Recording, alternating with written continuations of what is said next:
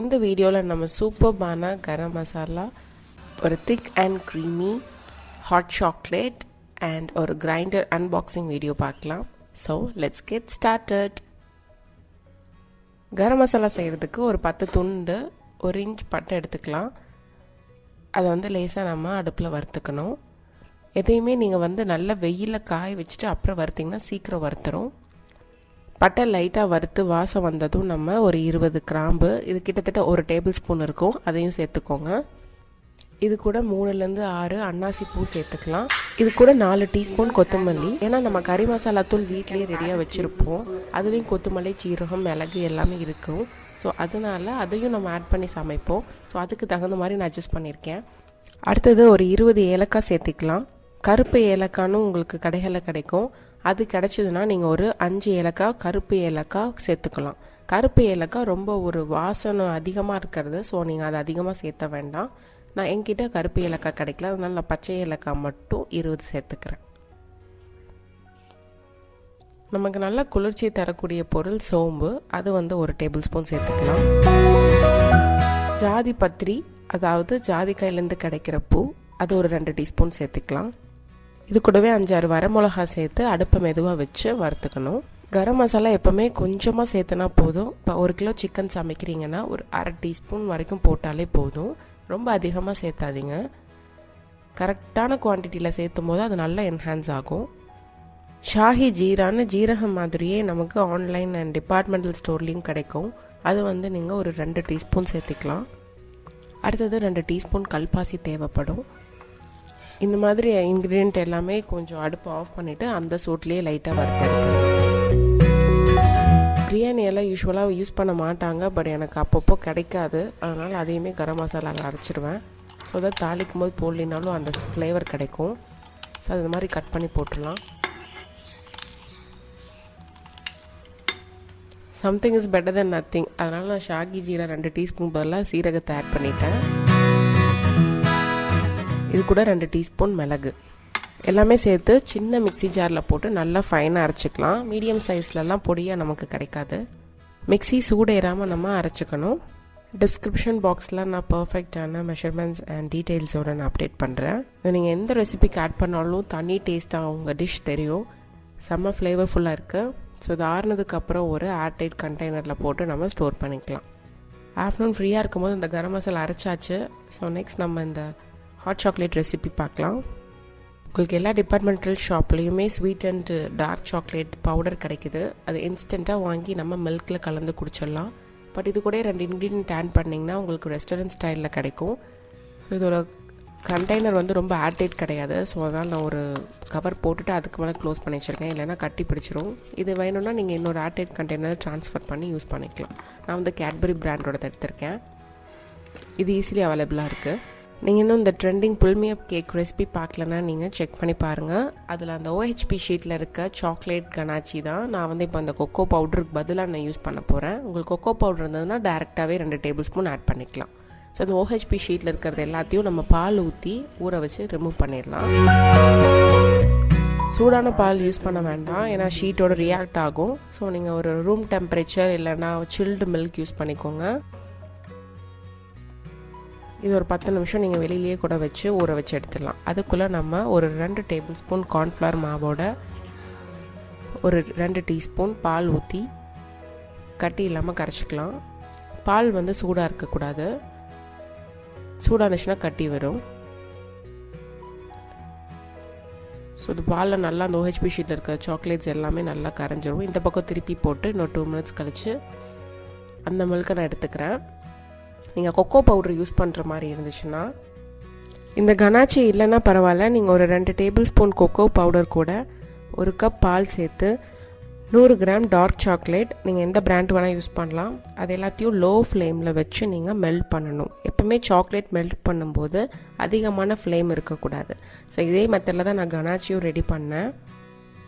So அந்த மில்கை நம்ம ஒரு பேனுக்கு ட்ரான்ஸ்ஃபர் பண்ணி ஹீட் பண்ணிக்கலாம்.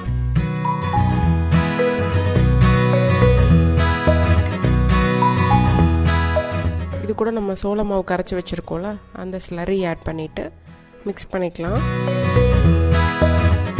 இது கூட நம்ம secret ingredient instant coffee powder 1/4 teaspoon சேர்த்துக்கலாம். அடுப்பை மெதுவாக வச்சு கலந்து விடணும். அடுத்து தேவைக்கேற்ப 2 டீஸ்பூன் சுகர் போட்டு கலந்து விட்டு திக்கானோடனே நம்ம சர்வ் பண்ணலாம்.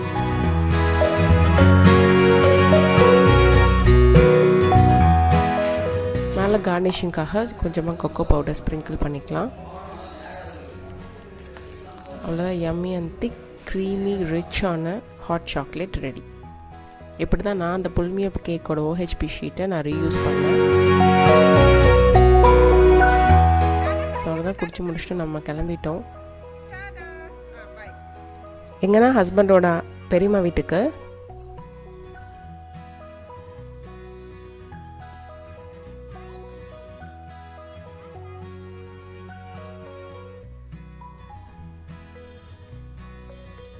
ரோடெல்லாம் எக்ஸ்டெண்ட் பண்ணுறதுக்காக நிறைய ஒர்க்ஸ் போயிட்டு இருந்துச்சு.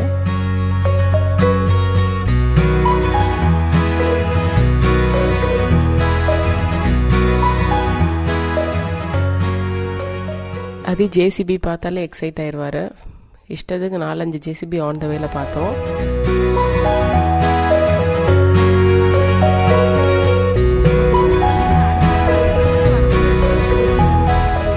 அவ்வளோதான், வந்தாச்சு. ஆடை எல்லாமே பட்டிக்கு வந்தாச்சு.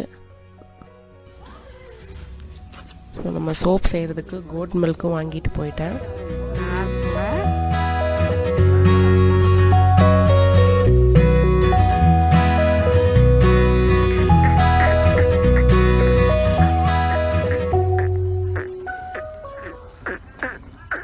அக்கா வந்து ஒரு கிரைண்டர் வாங்கியிருந்தாங்க அமிர்தா பிராண்டில்.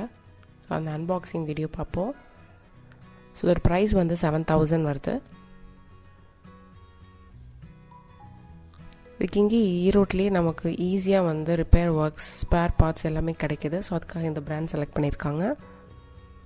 ஸோ ஒரு அக்சசரிஸ் எடுத்ததுக்கப்புறம் காம்பேக்டான கிரைண்டர் இருக்குது. இது டேபிள் டாப் தான், ஈஸியாக நம்ம தூக்கிக்கலாம். ஃபங்க்ஷனும் சூப்பராக இருக்குது. பிகாஸ் நீங்கள் பல்காக அரைச்சி வச்சுட்டு அப்பப்போ ஃப்ரிட்ஜில் வைக்கிறதுக்கு இந்த மாதிரி காம்பேக்டாக அடிக்கடி அரைச்சி யூஸ் பண்ணலாம். ஹெல்த்தியும் கூட. ஸோ இதில் கோகோனட் கிரேட்டரும் இன்பில்ட்டாக இருக்குது. சுஜாதா மிக்ஸி அன்பாக்சிங் வீடியோவில் வந்த மாதிரியே இதுலேயும் விளையாட ஆரம்பிச்சிட்டாரு.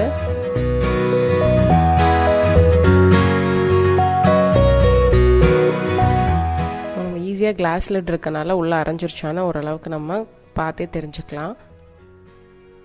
இந்த பட்டன் ப்ரெஸ் பண்ணும்போது நமக்கு இந்த மேலே ராட் லெஃப்ட் ஆகும். இது கூடயே நமக்கு ஸ்பாச்சுலா கொடுத்துருக்காங்க, ஆனால் அது பிளாஸ்டிக்.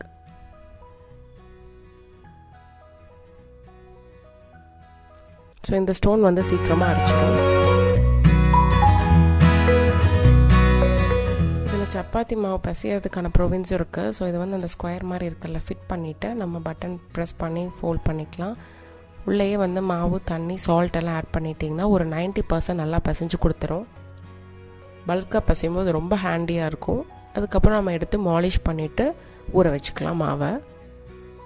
சப்பாத்தி, பூரி எல்லா மாவும் இந்த மெத்தடில் பசைஞ்சிக்கலாம். மோட்டர் போட்டோன்னே இந்த மாதிரி எல்லாத்தையுமே நமக்கு நீட் பண்ணிடும். ஸோ இதே மாதிரி தான் அந்த ஸ்கொயர் ஷேப் கரெக்டாக அந்த ஃபிட் ஆகிற மாதிரி கல்லும் போட்டிருக்கோம்.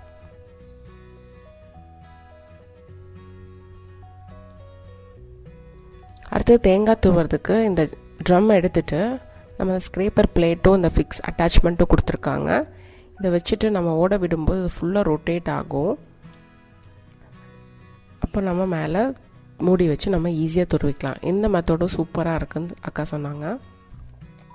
ஸோ இதோட மேனுவல் அண்ட் கைட்லைன்ஸ் எல்லாமே டீட்டெயில்டாக கொடுத்துருக்காங்க. அக்கா யூஸ் பண்ணி பார்த்துட்டு சூப்பராக இருக்குன்னு சொன்னாங்க. ஸோ டின்னருக்கு வந்து பூரியும் பூரி சாகாவும் ரெடி பண்ணிட்டோம்.